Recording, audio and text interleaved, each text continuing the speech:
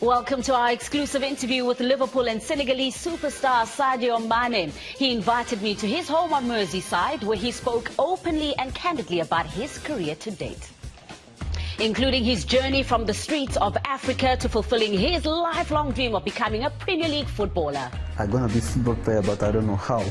It's the only thing I have been doing, only thing I know, and always training. What makes Liverpool the perfect fit for him? Liverpool is different. It's like family. It's the right moment, the right coach, and the right club. And what he hopes Liverpool can achieve this season. We are Liverpool. Everything is possible with us, so we're going to try to beat all of them. Oh, it is an extra special edition of Premier League football today. Welcome one and all. It's all about Mane. And that's why in studio today I've got an individual who knows Sadio very, very well. Journalist and Liverpool supporter, Melissa Reddy. Melissa, welcome. It's lovely to be here. Great subject matter. I know, right? Oh, it's so special, especially because as Africans, you know, this is a really special topic to be talking about. An individual who's done so much for African football as well. Absolutely. I think he's so inspirational. We've seen all the clips there of what a phenomenal footballer he is, but I think it helps that he's such a lovely person as well. Yep. You want him to succeed even more because of that. When did you first meet Sadio, come across him, talk to him, interview him? When he signed for Liverpool in the summer of 2016, I did a long piece for him. He was voted one of the 50 best players in the world, which sometimes when you present footballers with stuff like that, it's just like, oh, another one of the awards. But he was genuinely buzzing about it. And that just showed a humility.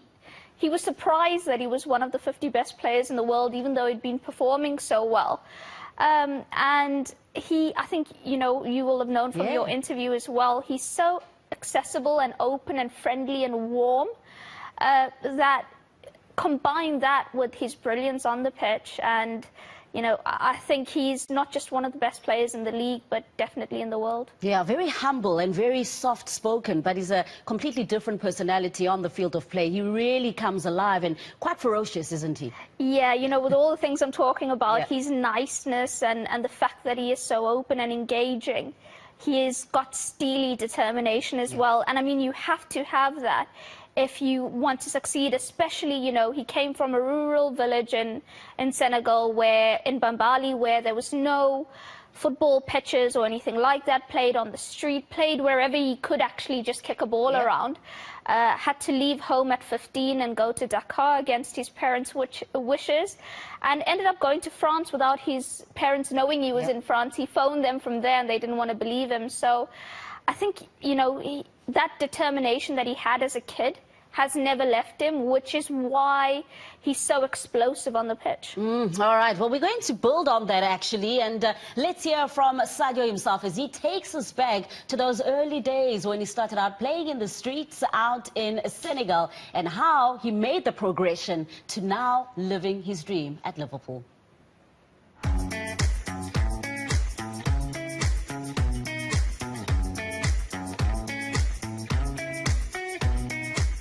Hey Sadio, thank you so much for inviting us into your home. You're welcome. Excited to, you know, just hear about your journey getting here. And I want us to start it off by talking about your time back in Senegal. Now, is it true that your family didn't really want you to become a footballer? Oh, good question. It was a tough moment for me in Senegal when I was especially young, because I born in village, you know, grew up there, and there was not, they don't like football, especially my mom and my dad as well, and my uncle. They prefer me to go to school all the time, to study. But that time I was only focusing I want to be a football player. But they always tell me, hey, how can you be a football player? It's not possible. This village is far from Dakar. How you can go? We don't even have family there. I tell you, but on me, I'm going to be a football player, but I don't know how. It's how it was. and because it's the only thing I have been doing, only thing I know, and always training. But even one time, they never convinced that I'm gonna be a football player. Wow. Until they never ever tried to help me until the day I left my school when I was 15, 16. I said now it's enough. I have to stop school, everything. I want to be a football player. I will focus. They say, you crazy? How? I say, I don't know, but I will go to Dakar. I don't know no one, but I will go try there to play on the street. Maybe someone can find me. And for them, it's a joke.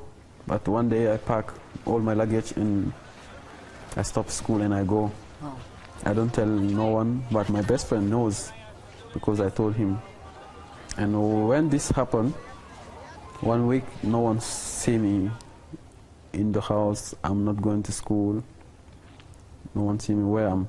So they try to call everywhere to go to my best friend to make pressure. And finally, he scared a little bit, and he told them he went to Dakar. He go to Dakar. And where exactly? They make big problem. They find me, and they took me from Dakar. It's like 7-8 hours from the capital, my village, and they took me back at home. And I even not going to. I was made to everyone, and I even don't go to school anymore. So where did this passion come from? You always knew that you wanted to become a footballer. I think this was on me since I born, because when I was 3, 4, only football was in my head. Sometimes until I got 10 years, nothing changed. Only football. But the strange thing is, all my family, no one played football before. Especially in the village, it's not easy because no good pitch, and I have been playing in the street until 15, 16 years. And the school, we make a tournament as well. This tournament pushed me to go to school. If not, I will even never go to school. Wow. But every year we have tournament in school. So they said, okay, the boys who didn't come to school, they're not inclined, so I have to be in school all the time. I think this was a good idea. Yeah. That's why I was in school. Wow. That's why school kept me until, I can say, until you were about 15. Yeah, because of 16. football. And because of this tournament. So yeah, I didn't regret today why I didn't go to school, of course. But if I will advise, I will tell them always school, Yeah. and practice football at the same time, because it will help you much. Now that you're representing Senegal, what does that mean for you, and why is it so important for you to do that? First of all, football is my everything. And also, Senegal is a football country. People love football so much. And also, I'm from village, and it was my dream. So I think this is the big pressure for me, because, yeah, of course, football sometimes you think about money, but for me, the first target was not that. It was to win personal trophies and collective trophies. And I think that make today the pressure on myself, on my back. So. And wearing that captain's armband? I think also it's a big motivation, and it's also important for yourself to show a good example, especially in or out of the pitch, because it's also a responsibility to take a captainship. And today I'm captain for Senegal, and also another great motivation for me to give everything to make them proud, and to show the way also for the other lights. What is it like when you go to Senegal? What's the welcome like? It changed a few years ago. I remember that time when I went to Senegal, people doesn't know me, so I can live, I can walk on street, on the round, but now it's not the same. Now when I'm in Senegal, always I have the first things I try to do, because I'm still living with my family. I love family, so my mom, my sisters, my cousin. And yeah, but it's not easy, because all the time, sometimes my mom say, please, please go, people, we want to rest. So many people in the house, but it's always nice. Do you think it's because of Premier League football? Because a lot of people watch it, right? Of course, I think Premier League, everybody, everywhere in the world watch football, not even Senegal only. You can see everywhere. I go to America or Greece or everywhere. I can't walk normally. Everybody want picture. Sadio, hey. Something incredible. What teams do most fans in Senegal support from the Premier League? Oh, Manchester United. Really? The wrong team, wrong team, but still so famous in Senegal. Oh, wow. What's your earliest memory of Premier League football when you were still growing up, when you were out in Senegal? Oh, good question. Of course, when I was young, I have been always watching Premier League for sure, like all the African boys, because for me it was a dream to play in this league, because it's one of the best in the world. So, and I saw a few players, few great players like Eto'o, last moment, Drogba as well, and Adebayor, Michael Essien, Okocha, Kanu, everyone. For us as African boys, and for us to inspire to them.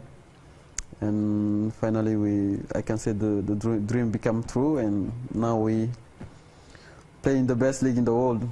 For sure, we enjoying to play here, and yeah, of course, try to do our best to make the other boys, African young, proud, and to tell them everything is possible, and to fight to achieve their dreams. Oh, it's a special story, isn't it, Melissa? And I mean, I think a lot of African footballers can most certainly relate to that tough start where you're playing in conditions where you don't quite have the ideal conditions to hone your skills. Absolutely. I mean, you know, he just grew up playing street football, and without any sort of tactical awareness or knowledge or anything like that. He's got to go 500 miles to Dakar, and he actually arrives for trials with very old torn boots, and he didn't even have football shorts. He had like normal shorts on, and one of the coaches looked at him and said, "Are you sure you're meant to be here? You know, what are those you're playing in? You don't even have proper football shorts. You know, I think you're wasting your time." And he said, "Please, you know, I've come with the best I've got, and I just want to show myself. I just want to show you what I can do." After 15 minutes, the same coach went to him and said, "That's it. I'm signing you up. You're on my team. If you can do this without any proper equipment, imagine what you can do, you know, if you have proper boots, shorts, and with the right training and guidance." And he has been, for Generation Foot, which was the academy doing that trial, they've seen quite a few players go on to the Premier League, but he is their star pupil. They all still keep in contact with him. They buzz about him. And I think one of the things that was so touching about his story is when he went from his Bambali to Dakar with his uncle, he didn't actually know anyone in Dakar. It was a shot in the dark that they were taking. But this family that, you know, took him in. they sort of loosely knew his family,